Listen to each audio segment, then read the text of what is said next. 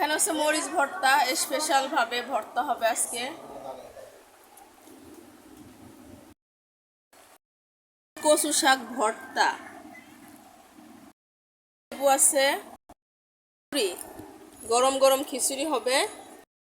তো বন্ধুরা, আজকে আপনাদের সাথে একটা জিনিস শেয়ার করবো, সেটা হচ্ছে আমার ছোট একটা বিজনেস আছে। আমি কিছু 2-4-5 জন মানুষকে খাওয়াই। এটাই গরম গরম ডিম ভাজা খিচুড়ির সাথে। খিচুড়িগুলো বাড়া হয়ে গেছে, আমার জামাই ভর্তাগুলো দিয়ে দিতেছে। এগুলা প্যাকেট হবে এখন, যারা খায় তাদের জন্য। ডিম ভাজা, মরিচ ভর্তা, কচু শাক ভর্তা, লেবু। বৃষ্টি নামছে জন্য চিন্তা করলাম সবাই খিচুড়ি খাবার দেই।